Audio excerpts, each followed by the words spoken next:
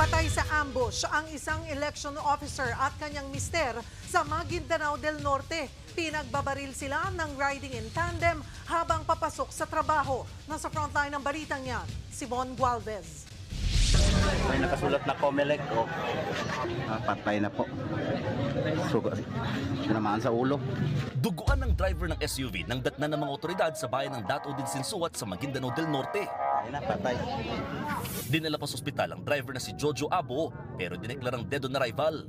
Kasama niyang pinagbabaril ang misis na si Maceda Lidasan, isang election officer sa lugar. Namatay rin siya. Base sa investigasyon, papasok sa trabaho mag-asawa ng tambangan ng riding in tandem sa National Highway sa Barangay Makir. Hindi pa matukoy kung sino ang mga namaril. Maring kinundina ng Bangsamoro government ang pamamaslang.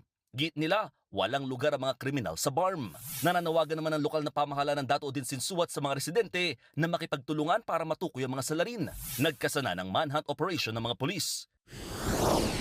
Sa Parayong Bayan, pinagbabaril din ng hindi pa nakikilalang salarin ang pick-up ng kapitana ng barangay Nikita. Pero nung panahon na yan, ang driver at isang residente ang sakay nito. Sugatan sila. Ayon sa mga otoridad, posibleng ang kapitana ang target sa pamamaril.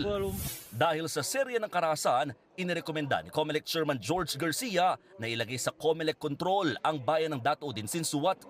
We will have full and absolute control of the area. We will lay down the necessary policy and guidelines kung paano ipapatupad ang Comelec control. May utos naman ng Comelec na bigyan ng security ang mga election officer na nasa red category o mga lugar na nasa ilalim ng areas of concern.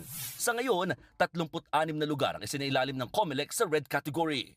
Nagbabalita mula sa frontline, Mon Gualvez, News 5. Mga kapatid, Cheryl Cosim po, huwag maging huli at maging una sa lahat sa balitaan. Para sa tuloy-tuloy na talakayan sa Frontline, mag-follow at mag-subscribe sa social media pages ng News 5.